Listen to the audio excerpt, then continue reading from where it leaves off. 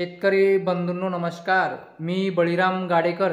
आज आपण दिनांक 15 ते दिनांक 22 ऑक्टोबर या कालावधीमध्ये राज्यात एकूण हवामान कसे राहील त्या बाबतीत आपला सविस्तर अंदाज देत आहे. तर शेतकरी बंधूंनो, दिनांक 15 ते 22 ऑक्टोबर या कालावधीमध्ये राज्यात सगळीकडे विरघळलेले ढगाळ वातावरण राहील आणि दिनांक 15 आणि 16 ऑक्टोबर हे 2 दिवस राज्यामध्ये एक 3 मॉडेल आपला वेगवेगळा अंदाज दाखवत आहे.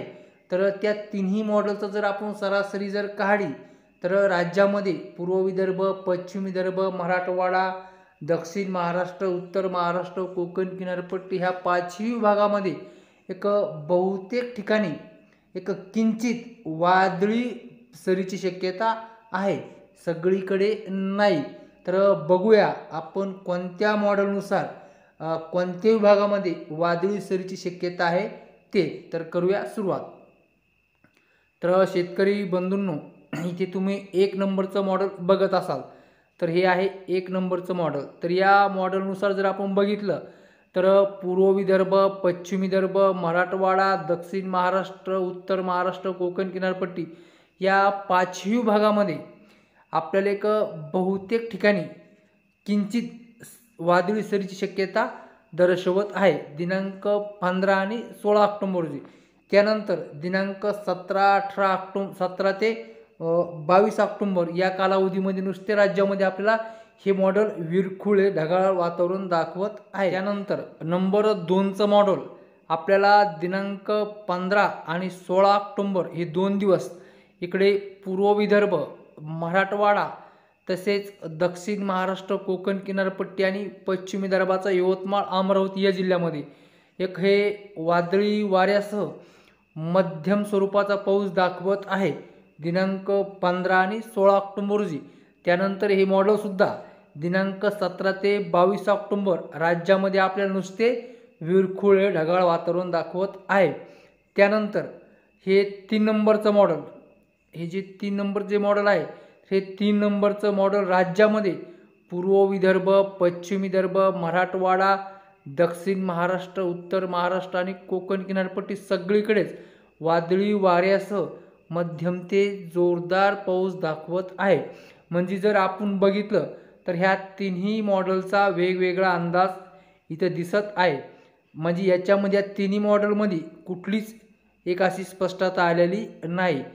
त्यामुळे शेतकरी बंधूंनो, जे काही 1 नंबरचं मॉडेल दाखवत आहे, माझा जो अनुभव आहे त्यानुसार जे 1 नंबरचं मॉडेल दाखवते की पूर्व विदर्भ, पश्चिम विदर्भ तसेच मराठवाडा, उत्तर महाराष्ट्र, दक्षिण महाराष्ट्र, कोकण किनारपट्टी ह्या सगळ्या विभागामध्ये एक बहुतेक ठिकाणी किंचित वादळी सरीची शक्यता आहे. म्हणजे इथं किंचित म्हणजे थोड्याफार वादळी सरी होऊ शकत्या, पण बहुतेक ठिकाणी म्हणल्याच्या नंतर म्हणजे मराठवाड्याच्या 8ही जिल्ह्यामध्ये आपल्याला एक किंचित ठिकाणी वादळी सरीची शक्यता आहे.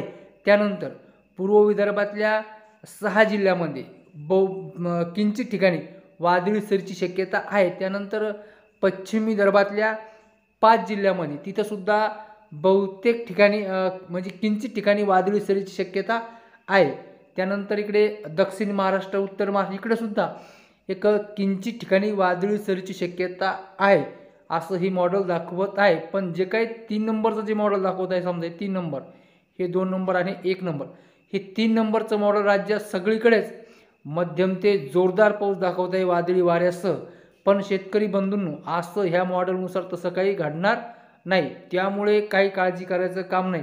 पण जे काही 2 नंबरचं मॉडेल दाखवत आहे, 2 नंबरचं मॉडेल इथं आपल्याला पूर्व विदर्भामध्ये आणि मराठवाडा, पूर्व विदर्भ, मराठवाडा आणि दक्षिण महाराष्ट्र एक मध्यम स्वरूपाचा वादळी वाऱ्यासह पाऊस दाखवत आहे.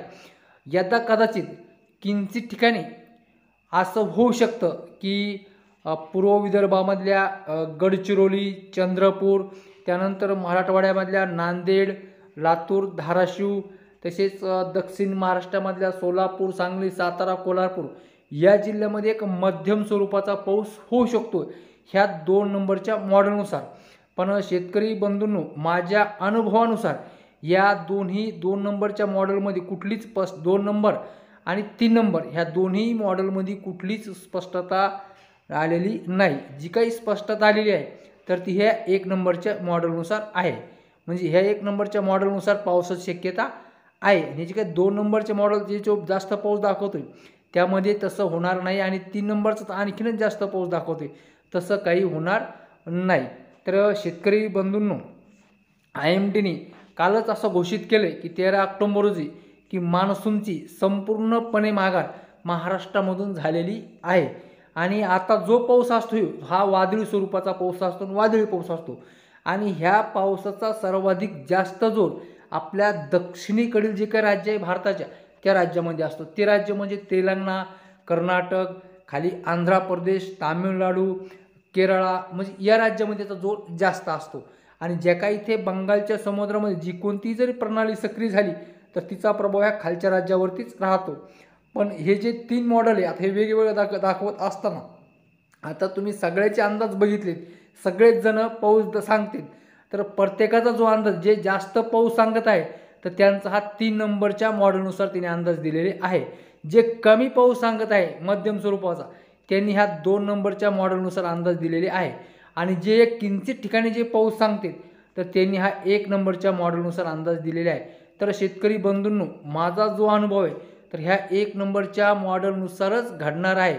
दिनांक 15 आणि 16 ऑक्टोबर हे 2 दिवसच राज्यामध्ये एक बहुतेक ठिकाणी किंचित वादळी सरी होणार आहे आणि 17 ते 22 ऑक्टोबर राज्यात नुसते विरकुळे ढगाळ वातावरण राहणार आहे। शेतकरी बंधूंनो, आणि या कालावधीमध्येच दिनांक 15 ते दिनांक 22 ऑक्टोबर राज्यामध्ये एक धुळीधुकंसुद्धा आपल्याला किंचित स्वरूपात दिसणार आहे आणि या कालावधीमध्ये थंडीसुद्धा आपल्याला कमी जाणवणार आहे। तर शेतकरी बंधूंनो, हा होता आपला दिनांक 15 ते दिनांक 22 ऑक्टोबर राज्यात एकूण हवामान कसे राहील त्या बाबतीत आपला अंदाज। तर आज इतकेच, नमस्कार।